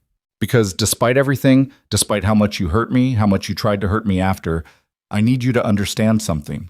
She moved to a seating area, gestured for him to join her. "Sit, please." Kael sat on a white couch that probably cost more than his first car. Serafina took a chair across from him, her posture straight but her hands folded tightly in her lap. "When Victor's investigators found me," she began, "I didn't believe them at first. Thought it was a scam, some elaborate scheme to steal whatever little I had. But they showed me documents, photos, my mother's birth certificate, evidence I couldn't deny." She paused, staring out at the city. "And my first instinct, my very first thought, was to tell you. To share this impossible thing that had just happened, because despite everything that was already breaking between us, you were still my husband, still the person I'd chosen to build a life with." Kael felt something tightening in his chest. "But then I remembered conversations we'd had, things you'd said, the way you talked about wealthy people, powerful people, like they were a different species, something to be hunted or befriended or used. Never just people." Serafina's voice remained steady, but Kael could hear the pain beneath it. "And I realized that if I told you, if you knew what I was connected to, everything would change. You'd see me differently. Not as Sarah, your wife, but as Seraphina Blackthorne, opportunity incarnate. I wouldn't have—" "Yes, you would have." Her interruption was gentle but firm. "Because that's who you were becoming. Someone who measured worth by utility, who saw relationships as transactions, and I couldn't bear the thought of becoming just another asset in your portfolio." Kael closed his eyes, feeling the truth of it like a blade between his ribs. "So I stayed quiet," Seraphina continued, "and I watched, to see if the man I'd married was still in there somewhere. If you could choose me, choose us, without knowing what came attached. And I didn't." "No, you didn't." She looked at him directly now. "You asked for a divorce because I was holding you back, because I didn't have the right connections or ambitions, because I was content with a small life, and you needed someone who wanted the same big things you did. I was an idiot. You were ambitious beyond your capacity for self-awareness. Serafina's tone wasn't cruel, just factual. And I could have fought harder. Could have told you the truth then and maybe saved the marriage. But I realized I didn't want to be married to someone I had to bribe with my family name to make them stay. The penthouse felt too big suddenly. Too empty despite the furniture and art and expensive everything. After you left, Serafina said quietly, I spent weeks thinking I'd failed somehow. That if I'd been better, more interesting, more anything, you would have chosen differently. But Roman helped me understand something important. What's that? That your leaving wasn't about my inadequacy. It was about yours. Your inability to see value in anything that didn't advance your climb. She leaned forward slightly. And everything that's happened since, every door that's closed, every bridge that's burned, that's not revenge, Kael. That's consequence. I know. Do you? Her eyes searched his face. Because you spent weeks trying to convince yourself I was the villain, that I'd manipulated you, that everything was some elaborate scheme to destroy you, when the truth is much simpler and much sadder. What's the truth? That we were two people who wanted different things and were too stubborn or too scared to admit it until the damage was irreversible. Serafina stood, walked back to the windows. I didn't engineer your humiliation at the gala. I didn't tell Victor to reject your proposal. I didn't orchestrate your fall. You did all of that yourself by building a foundation made of compromises and corner-cutting and relationships you never actually valued. Kael stood as well, his legs unsteady. So why am I here? If not for apology or explanation, why bring me to the top of your tower to tell me what I already know? Serafina turned from the window, and for the first time since he'd arrived, Kael saw real emotion breaking through her careful control. Because I needed to see if there was anything left worth saving. The words hit him like a physical blow. Not us, she clarified quickly. That's over. That ended the day you asked for the divorce. But you, the person you were before ambition, poisoned everything. The man who read poetry to me in bed and laughed at stupid jokes and believed he could build something meaningful. Her voice cracked slightly. I needed to know if that person still existed somewhere under all the damage you've done to yourself. And? Kael could barely get the word out. I don't know yet. Serafina wiped her eyes quickly, angry at herself for showing vulnerability. But walking into the SEC this morning and confessing everything? That's the first thing you've done in years that looks like courage instead of calculation. Kael felt tears burning behind his eyes and didn't try to stop them. I destroyed everything. My career, my reputation, any future I might have had in this city. Yes. And I did it to myself. Yes. So what now? He spread his hands helplessly. I face criminal charges, probably go to prison, come out on the other side unemployable and alone. Is that supposed to be redemption? No. Serafina's voice was quiet but certain. That's just accountability. Redemption is what you build after you've paid for your mistakes. If you're capable of building anything at all. Before Kael could respond, the elevator chimed. The doors opened and Roman stepped out, his expression unreadable. He looked at Serafina first, some silent communication passing between them, then turned to Kael. I wasn't eavesdropping, Roman said, but I do need to speak with you, both of you. Serafina nodded. What is it? Roman pulled out his phone, tapped something, then held it up, showing a news alert. Vivienne Laurent was found dead an hour ago. Apparent suicide. Pills and alcohol in her apartment. No note. The penthouse tilted sideways. Kael felt his knees buckle and caught himself against the back of the couch. What? Police are calling it suicide, Roman continued, his voice carefully neutral. But given her recent activities, the documents she was distributing, the people she was working with, there will be questions, investigations. You killed her! Kael's voice came out strangled. Because she helped me, I didn't touch her. Roman's tone remained calm. But there are other people who didn't appreciate her selling information to multiple parties. People within the Blackthorne organization who saw her as a liability. People who handle problems quietly. Jesus Christ, Kael stumbled backward. She's dead because of me. Because I believed her. She's dead because she played a dangerous game with dangerous people. Roman pocketed his phone. You didn't force her to steal documents or fabricate evidence or work for competing interests. She made those choices herself, just like you made yours. Serafina had gone pale. Roman, tell me you didn't. I didn't. Roman looked at his wife with complete honesty. I wanted her gone, out of the city, away from this situation. But I wouldn't have killed her. That's not who we are. But someone did. Yes, someone did. And now the police will investigate, which means they'll look into everything she was involved with, including the forged documents she gave to Kael, including the media contacts she was feeding stories to, including every person she interacted with in the last 2 weeks. Roman turned back to Kael. Which means they'll look at you very closely, and they'll want to know why a woman helping you destroy Serafina's reputation suddenly ended up dead. The room spun. Kael grabbed the couch again, his vision blurring at the edges. I would never. I know, Roman's voice was oddly gentle. But appearances matter. Timing matters. And right now you look like a man with motive and opportunity. A man who was working with the victim just days before she died. A man already facing federal charges who might have wanted to silence the one person who could connect him to a conspiracy. This is insane, Kael's voice was rising toward panic. I was at the SEC all morning. I have an alibi. Vivian died sometime between midnight and 3 a.m., according to preliminary reports. Roman watched Kael's face. Where were you during those hours? I was at home, alone, after the warehouse meeting. Kael felt ice sliding through his veins. No one saw me. I didn't talk to anyone. I just sat there trying to figure out what to do. So you have no alibi? No. The three of them stood in the penthouse silence, the city glittering below them, indifferent to this latest catastrophe. They're going to arrest me, Kael heard himself say it like he was standing outside his own body, for something I didn't do, on top of everything I actually did. Probably, Roman agreed, unless we help you. Kael's head snapped up. What? Serafina moved beside Roman, their unified front unmistakable. We can provide evidence that you were under surveillance last night, that you were never near Vivian's apartment, that you couldn't have been involved. Why would you do that?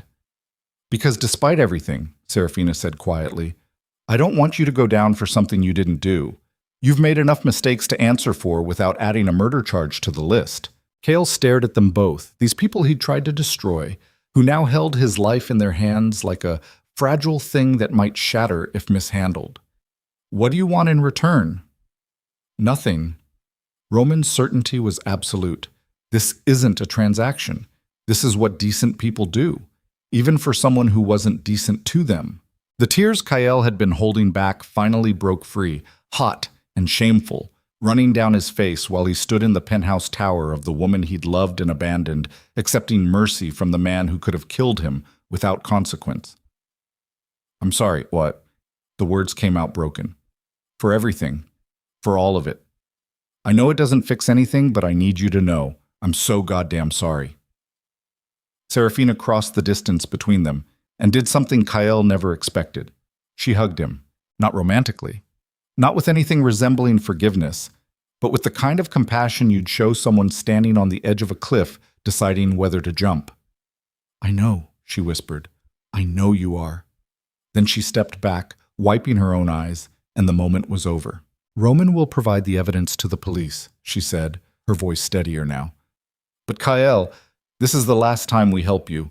After this, you're on your own. Whatever happens with the SEC, with the media, with your future, that's yours to navigate. I understand. Do you? She held his gaze. Because the next few months are going to be hell. Prison is a real possibility. Your name will be dragged through every outlet in the country. People will mock you, hate you, forget you. And through all of that, you'll have to find a way to become someone better than who you were. Someone worthy of the second chance you're being given. I don't know if I can. Neither do I. Serafina's honesty was brutal but clean. But I hope you try. Because the man I married, the one who existed before all this, he deserved better than what you turned him into. Roman gestured toward the elevator. You should go. The police will probably want to question you tomorrow. Get a lawyer. Tell them the truth about your relationship with Vivian, and for the love of everything holy, stop trying to control the narrative. Just be honest and let the chips fall where they may." Kael nodded numbly and walked toward the elevator. As the doors began to close, Serafina called out, "Kael?" He looked up. "I really did love you, once, before everything went wrong." Her smile was sad and final. "I hope wherever you end up, whatever life you build from the ashes of this one, I hope you remember that someone loved you when you were nobody. And maybe that's worth more than all the empires you tried to climb." The elevator doors closed. Kael rode down 73 floors with tears streaming down his face, and Serafina's words echoing in the small space until they were all he could hear. "Someone loved you when you were nobody." When was the last time he'd felt like anything other than a nobody desperately pretending to be somebody? When had ambition stopped being a goal and started being a prison? The lobby doors opened and Kael stepped out into the Manhattan night, the November cold hitting him like a slap, pedestrians streaming past him in both directions pursuing their own desperations and dreams. His phone buzzed. A news alert. Former associate of Kael Mercer found dead in apparent suicide. And beneath it, sources say Vivian Laurent was cooperating with multiple investigations before her death. The storm was coming, faster than he'd anticipated, more brutal than he could have prepared for. And Kael was standing directly in its path with nothing but the clothes on his back and the fragile hope that somewhere beneath all the damage, something worth saving still existed. He started walking, not toward his apartment or any destination, just forward through the city lights and street noise and the chaotic beauty of millions of lives intersecting without ever truly touching. And for the first time in years, Kael wasn't thinking about where he was going. He was thinking about who he wanted to be when he got there. If he got there, if there was anything left of him worth arriving at all. The rain started falling again, cold and clean, washing over him as he disappeared into the anonymous crowds of New York City. Just another person trying to survive another night in a world that didn't care whether he succeeded or failed, and that somehow felt like the beginning of something. Not redemption. Not yet. But maybe the first honest step toward becoming someone who could earn it. The police came for Kael at 6 a.m, 3 days after Vivian's death. He'd been expecting them, had barely slept, sitting in his apartment watching the door like it might explode inward at any moment. When the knock finally came, polite, professional, inevitable, it was almost a relief.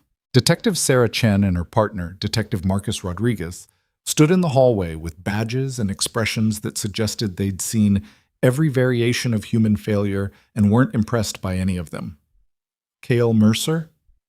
"Yes. We need you to come downtown. Answer some questions about Vivian Laurent." "Am I under arrest?" "Not yet." Detective Chen's tone was neutral. "But we can make it formal if you'd prefer." Kael grabbed his jacket. "I'll come voluntarily. I have nothing to hide." The ride to the precinct was silent. Kael sat in the back of an unmarked sedan watching the city wake up. Coffee carts opening, commuters flooding subway stations, delivery trucks double-parked on every block. Normal life continuing with complete indifference to the fact that his was systematically disintegrating. The interrogation room was different from the SEC interview space. Smaller, grimier, the kind of place designed to make you feel guilty even if you weren't. Detective Chen set a folder on the table between them. "Tell us about your relationship with Vivian Laurent." "We dated briefly, a few months ago. Ended when I became publicly toxic after the Blackthorne Gala. But you stayed in contact. She contacted me, about a week ago. Said she had information about Seraphina Blackthorne, about when Serafina really discovered her identity." "And you believed her?" Kael met Chen's eyes directly. "I wanted to believe her, because it fit the narrative I'd constructed where I was the victim instead of the failure." Detective Rodriguez leaned forward. "You met with her, multiple times, exchanged documents, coordinated media leaks designed to damage Serafina Blackthorne's reputation." "Yes. That's quite a motive. If Vivian decided to recant, to admit the documents were forged, to expose you as the architect of a smear campaign." Chen opened the folder, revealing photographs from Vivian's apartment. "She could have destroyed what little credibility you had left." Kael looked at the photos. Vivian's body on a bed surrounded by empty pill bottles and a half-finished bottle of vodka. Her face peaceful in a way it never had been in life. Death as mercy or punishment depending on interpretation. I didn't kill her. Where were you between midnight and 3 a.m. the night she died? At home, alone, after a meeting with Roman Volkov. Both detectives' expressions sharpened. Roman Volkov, the alleged crime boss. Yes. What was that meeting about? Kael hesitated, then decided the truth was simpler than any lie he could construct. He gave me a choice. Take $5 million and disappear, or stay and face the consequences of everything I'd done. I chose to stay. Can anyone corroborate that? His men, but I doubt they'll talk to you. Detective Chen closed the folder. Here's what we know. Vivian Laurent was selling information to multiple parties. The Blackthorne family, competitors within their organization. You, possibly others we haven't identified yet. She was playing a dangerous game and it got her killed. You think it was murder? We think suicide is a convenient narrative. Pills and alcohol leave no defensive wounds. No signs of struggle. Easy to stage if you know what you're doing. Rodriguez leaned back. But we can't prove it wasn't suicide. And without proof, we can't charge anyone. So why am I here? Because you're the only person involved who might actually tell us the truth. Chen's voice softened slightly. Everyone else, Roman Volkov, the Blackthorne organization, the people Vivian was selling to, they're professionals. They know how to lie, how to make evidence disappear, how to look us in the eye and dare us to prove anything. But you think I'm amateur enough to be honest. We think you're desperate enough. Rodriguez slid a photograph across the table. This was taken 2 nights ago. Outside Vivian's apartment building. Recognize yourself? Kael stared at the image. Grainy security footage showing him standing on the street looking up at the building. He remembered that moment. Walking aimlessly after leaving Roman's warehouse. Ending up outside Vivian's place without consciously deciding to go there. I was there for maybe 5 minutes. I didn't go inside. I just stood there. Why? Because I was trying to decide if I should warn her that the people she was playing against were more dangerous than she realized. Kael's voice cracked. But I was too much of a coward, too worried about protecting myself. So I left. And she died that night. Yes. The detectives exchanged a look that Kael couldn't interpret. Here's the problem, Chen said finally. We pulled Vivian's phone records, text messages. She sent you something at 1:47 a.m., the night she died. You want to tell us what it said? Kael felt his stomach drop. I don't know what you're talking about. Rodriguez pulled out an evidence bag containing a phone, Vivian's phone. He scrolled to a message thread and held it up. Help me. They're here. Please, Kael. Time stopped. Kael stared at the message, his mind refusing to process what he was seeing. I never received that. I swear to you, I never saw any message from her that night. Your number, your thread, sent at 1:47 a.m. Chen's voice was hard now. And you're telling us you never saw it? My phone was off.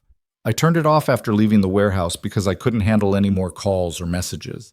I didn't turn it back on until the next morning.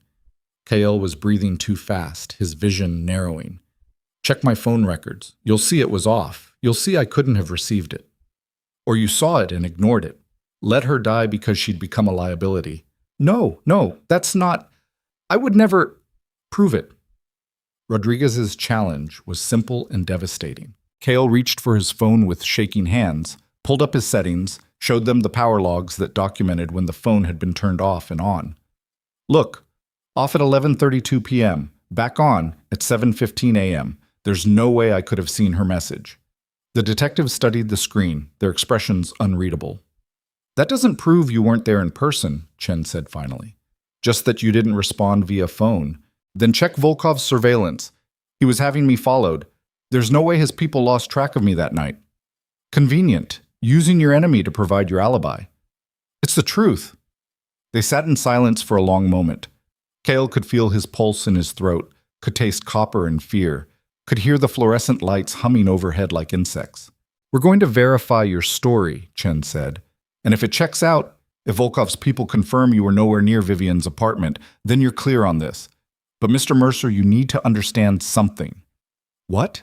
You might not have killed Vivienne Laurent, but your actions put her in the position where someone else did.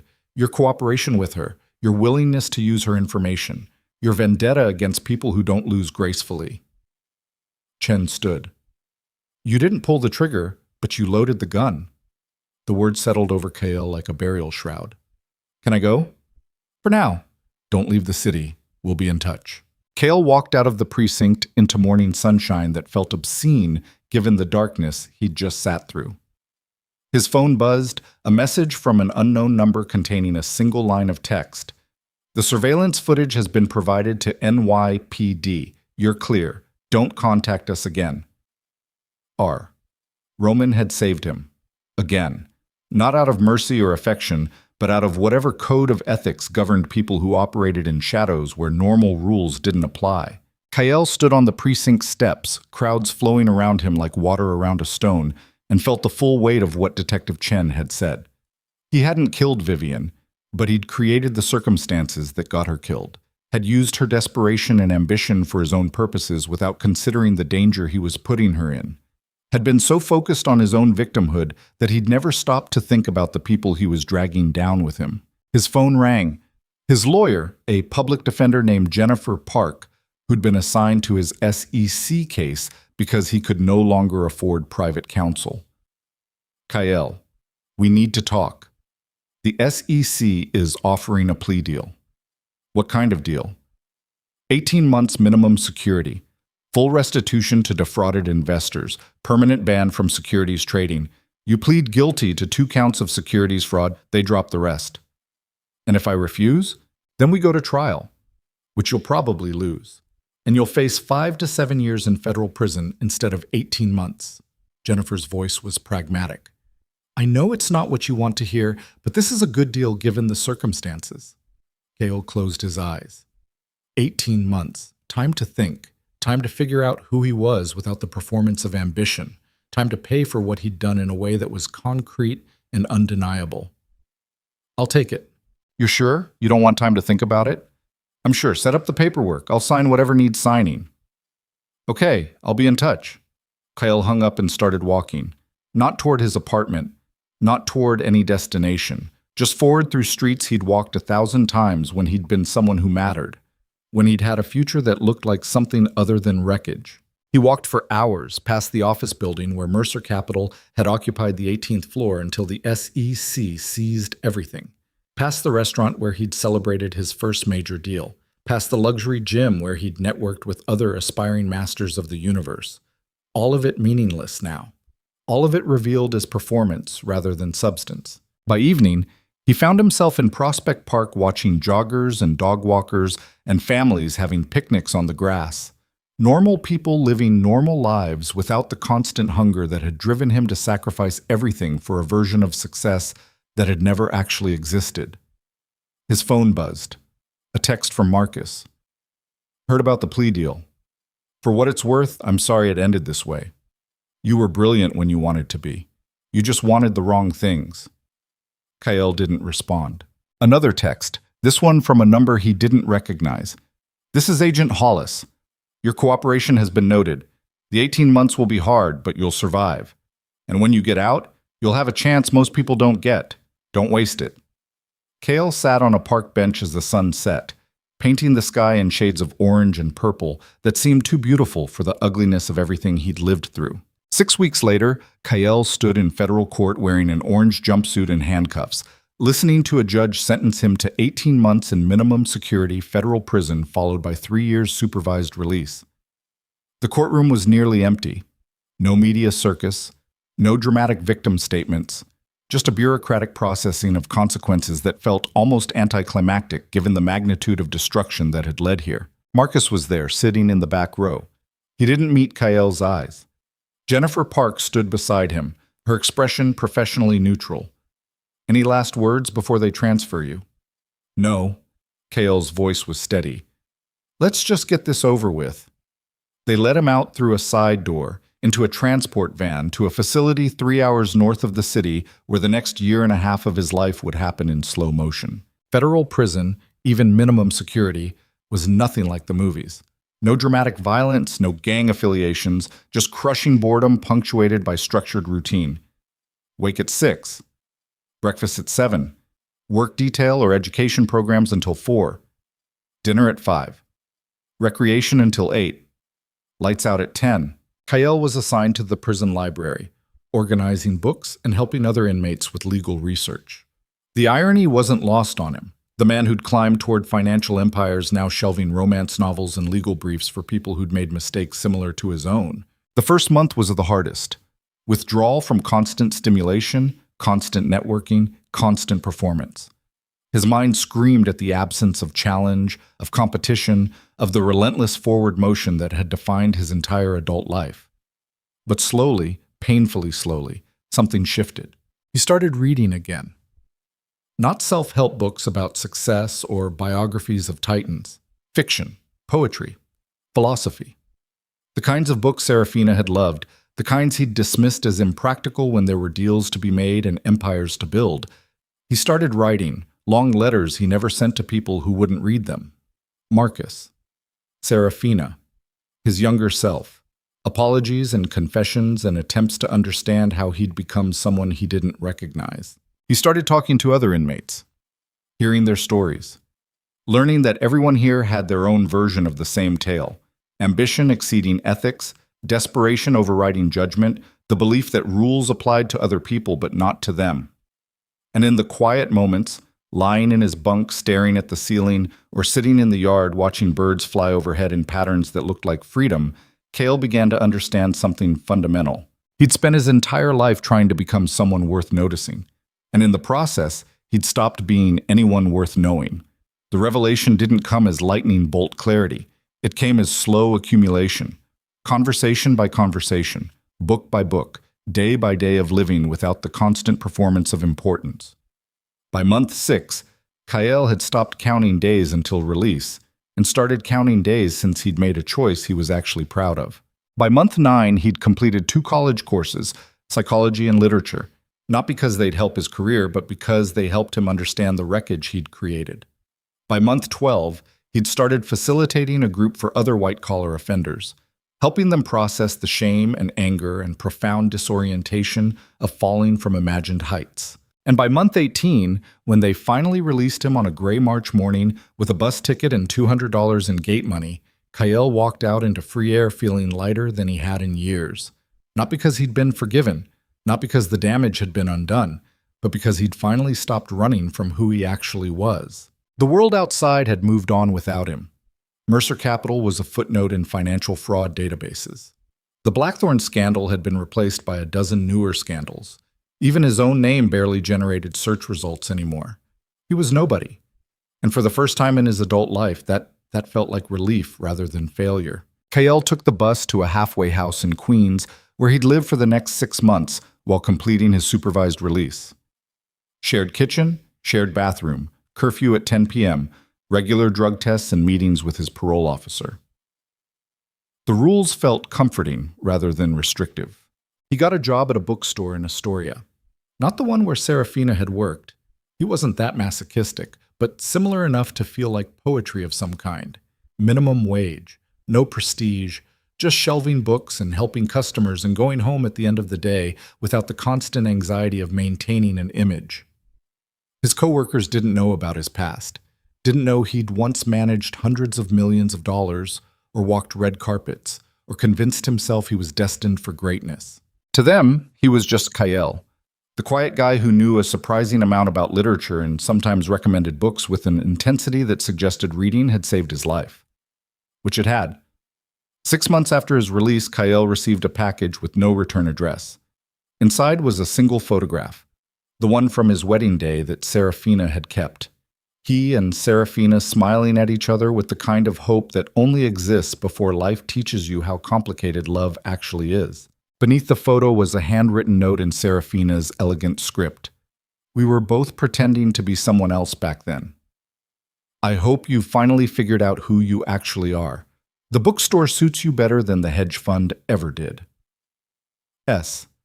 Kael held the photograph for a long time, studying the faces of 2 people who no longer existed. Then he placed it in a drawer, not thrown away but not displayed either.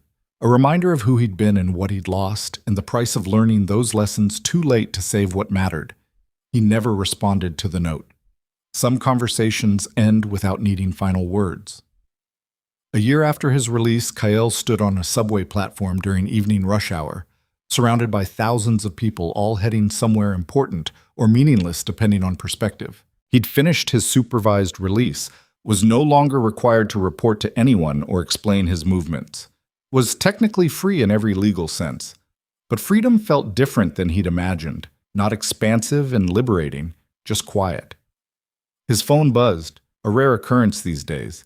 He pulled it out and saw a message from Marcus. Coffee? Been too long. Kael stared at the message for a long moment, then typed back, Sure, when? Tomorrow. Our old place on Lexington?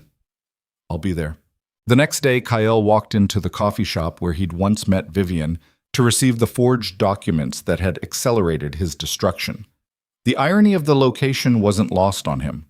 Marcus was already there, sitting at a corner table, looking older than Kael remembered. Grayer. More tired. The kind of exhaustion that comes from surviving rather than thriving. Kael. Marcus stood, extended his hand. Kael shook it. Marcus. They sat in awkward silence for a moment before Marcus spoke. You look different. Prison will do that. No, I mean you look calmer, like you're not about to explode from internal pressure. Kael smiled slightly. That's accurate. I rebuilt the firm, Marcus said. Different name, different investors. Completely legitimate operations this time. No shortcuts, no compromises. Good. It's boring as hell compared to what we were doing, but I sleep better. Marcus took a sip of his coffee. I wanted to tell you that. And to say I'm sorry. For what? For not stopping you. When I saw you changing, becoming someone obsessed with winning at any cost, I told myself it wasn't my problem, that you were an adult making your own choices. But we were partners, friends. I should have said something before you crashed. Kael shook his head. You're not responsible for my choices. I made them knowing they were wrong, justifying them with ambition and fear and 100 other excuses. But they were still my choices. What are you doing now? Working in a bookstore, reading a lot, trying to figure out who I am without the performance. And I'm nobody, just another person trying to get through the day without causing damage. Kael met Marcus's eyes. Turns out that's harder and more worthwhile than building an empire. Marcus nodded slowly. You sound like someone who's actually learned something. I've had time to think about what matters. Turns out almost nothing I thought was important actually was. They talked for another hour, carefully avoiding the past, focusing instead on books they'd read and places they'd traveled and the small pleasures of life lived without constant ambition. It wasn't the friendship they'd once had, but it was honest in a way that relationship never had been.